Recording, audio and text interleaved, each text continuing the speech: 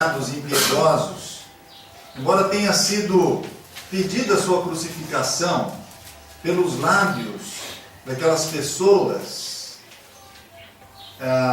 mas não foram os homens, na verdade, que o mantiveram na cruz, mas foi o seu amor por nós, foi o fato do Senhor Jesus Cristo estar em obediência plena ao plano que Deus já tinha traçado desde antes de criar o próprio ser humano, para a nossa justificação. E assim nós lemos na primeira carta de Paulo aos Coríntios, capítulo 15, versículo de número 4.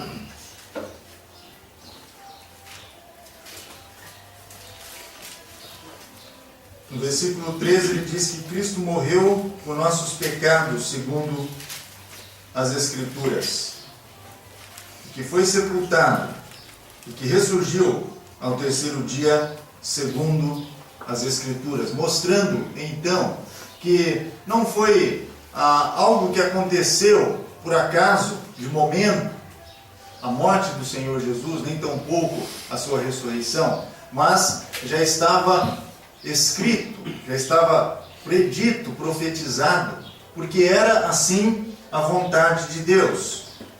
Em Efésios capítulo 1, versículos 19 até 23,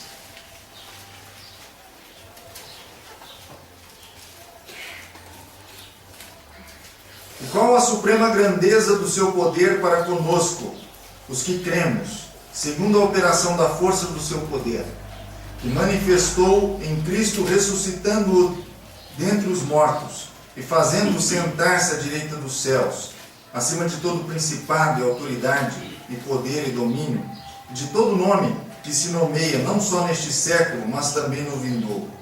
E sujeitou todas as coisas debaixo dos seus pés, e sobre todas as coisas constituiu como cabeça da igreja, que é o seu corpo, a plenitude daquele que enche tudo em todos. E aqui nós temos uma referência justamente à igreja como a noiva, figurada na mulher, ali em Gênesis capítulo 2.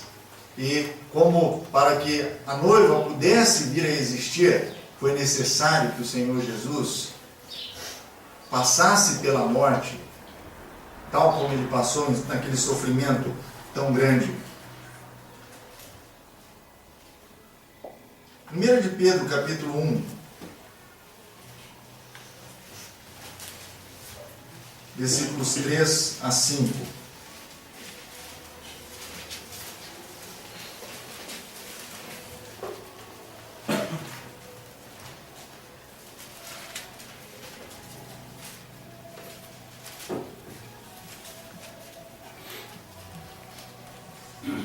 Bendito seja o Deus e Pai de nosso Senhor Jesus Cristo, que segundo a sua grande misericórdia nos gerou de novo para uma viva esperança pela ressurreição de Jesus Cristo dentre os mortos, para uma herança incorruptível, incontaminável e imarcessível, guardada nos céus para vós, que pelo poder de Deus sois guardados mediante a fé, para a salvação preparada para se revelar no último dia.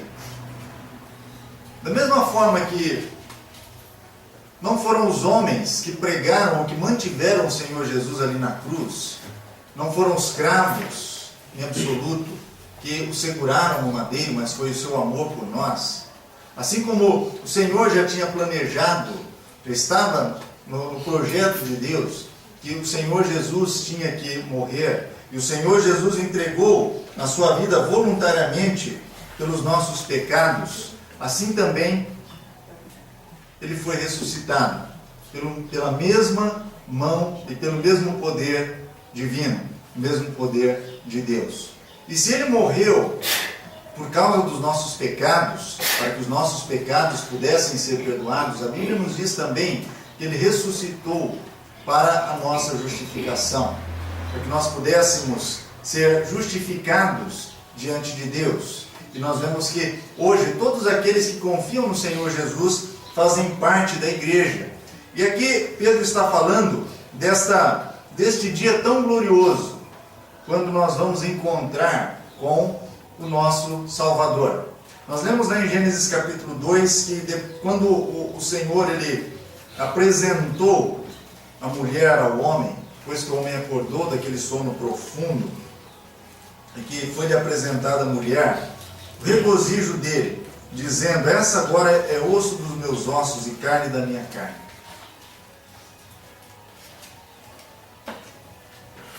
A palavra de Deus nos diz que o Senhor Jesus Cristo verá o fruto do penoso trabalho da sua alma e ficará satisfeito. E quem é o fruto, ou o que é o fruto do penoso trabalho da sua alma? Senão, justamente, a igreja. E quando ele olha para as nossas vidas, a vida de cada homem, de cada mulher, de cada jovem, de cada adulto, de cada pessoa madura, que recebeu o Senhor Jesus Cristo como Salvador, quando ele olha para nós, quando ele olha para cada um de nós individualmente, e quando ele olha para a sua igreja, para todos nós juntos, então ele fica satisfeito.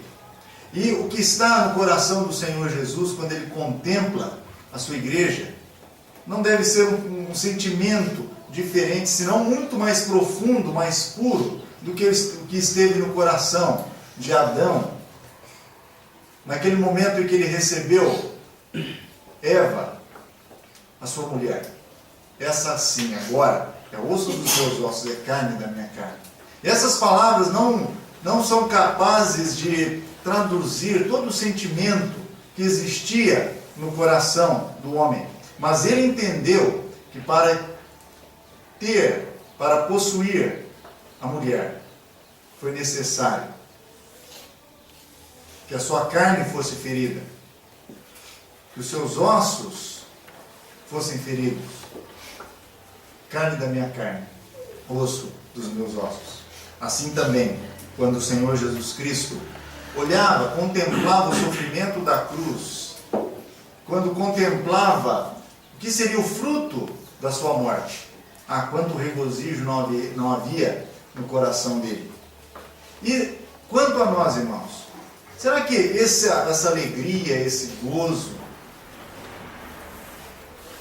também é verdadeiro em nossos corações, quando nós pensamos na pessoa do Senhor Jesus Cristo? Não foi apenas Adão que esteve contente com a presença de Eva. Foi esse presente que Deus tinha dado a ele. Eu acredito que Eva, embora não nos seja dito, também se regozijou pela presença, ou de estar na presença do homem, do seu marido. E qual não será a nossa alegria naquele dia tão glorioso, quando nós finalmente seremos apresentados ao Senhor Jesus Cristo? Nós já temos lido Pedro falando desta herança incorruptível, incontaminável, inacessível, que está guardada nos céus para nós outros. Já pensou nisso? Essa herança que nos está guardada. E quantas vezes nós somos tão míopes espiritualmente que nós não conseguimos ver além desta vida física, humana e natural. E não conseguimos divisar além desta herança que está preparada para nós. Veja, a segunda carta de Paulo aos Tessalonicenses.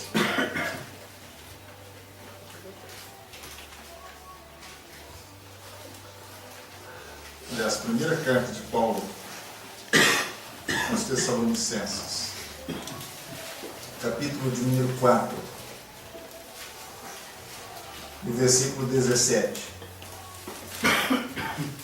Está tratando da vinda do Senhor Jesus Cristo justamente para aquele momento glorioso que nós esperamos, o arrebatamento da igreja. E depois de falar que os irmãos ali em Tessalônica não precisavam ficar tristes, aborrecidos com aqueles que estavam partindo para a eternidade e que estavam esperando que o Senhor Jesus viesse ainda antes que eles morressem. Então Paulo escreveu mostrando que não precisavam se preocupar, porque eles não iriam perder aquele encontro glorioso com o Senhor Jesus.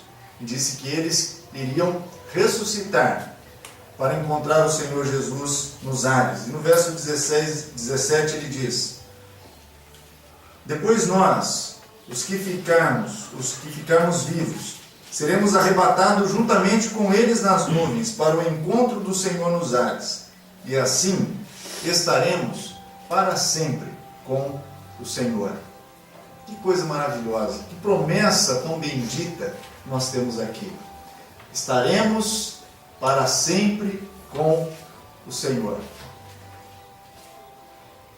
Aquele encontro de Adão e Eva, que aconteceu, não sabemos se de manhã, à tarde, à noite, mas que aconteceu naquele dia, não é capaz de figurar na sua totalidade o prazer, a alegria que nós vamos sentir no momento quando nós, a igreja, fomos apresentados ao Senhor Jesus Cristo, tal qual a Bíblia nos diz.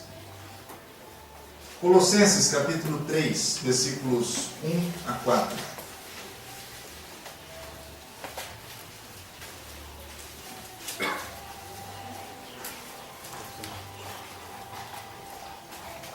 Portanto, se fostes ressuscitados com Cristo, buscai as coisas que são de cima, onde Cristo está assentado à destra de Deus. Pensai nas coisas que são de cima e não nas que são da terra, pois morrestes e a vossa vida está oculta com Cristo em Deus.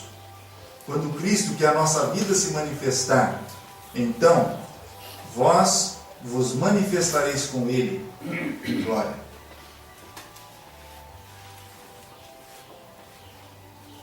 A consciência de que um dia nós vamos estar para sempre com o Senhor, que nós vamos ser manifestos com Ele em glória naquele dia tão bendito, quando Ele vier, deveria levar-nos a essa disposição de pensamentos que o escritor está dizendo aqui no versículo 1 e 2. Então, nós temos consciência, nós que já recebemos o Senhor Jesus como Salvador, que já fomos ressuscitados com Cristo, deveríamos buscar o quê? As coisas lá do alto, de onde Cristo vive e de onde também nós o aguardamos. Nós deveríamos pensar nas coisas que são lá de cima e não nas que são da terra. Então, todo aquele crente, aquele servo de Deus que tem verdadeira consciência e que aguarda todos os dias o Senhor Jesus Cristo, tal é a sua maneira de viver. Não é que ele vai ignorar a sua vida material aqui, vai pedir demissão do emprego, vai tirar os filhos, nada disso. Ele vai continuar vivendo, mas não vivendo aqui neste mundo como se fosse permanecer aqui por toda a eternidade. Querendo juntar dinheiro, construir mansões, fazer fortuna, fazer com que o seu nome seja lembrado nas gerações futuras. Se tudo isso acontecer, será bom. Mas nós não devemos lutar, buscar estas coisas. Nosso pensamento, nosso alvo, deve estar lá na glória, onde está a nossa herança, onde nós estamos aguardando nosso amado Salvador, o Senhor Jesus Cristo. João escreveu na sua primeira carta, no capítulo 3, e no versículo 2, amados, agora somos filhos de Deus, e ainda não se manifestou o que havemos de ser, mas sabemos que quando Ele se manifestar, seremos semelhantes a Ele, porque assim como é, o veremos. Nós que já aceitamos o Senhor Jesus como Salvador, temos esta esperança. Já somos filhos de Deus desde agora. Mas naquele dia nós seremos completos, nós seremos perfeitos, nós teremos os nossos corpos transformados, nós seremos como Ele é e o veremos tal qual Ele é. Será que este pensamento está cada dia nos nossos corações? Será que nós nos lembramos disso a cada dia? A cada passo da nossa vida aqui neste mundo? Será que nós esperamos de fato o Senhor Jesus Cristo, nós o amamos numa proporção, numa mínima proporção pelo menos, da maneira como Ele nos amou, para que a igreja pudesse ser formada, para que nós pudéssemos ser redimidos, Ele entregou a sua vida por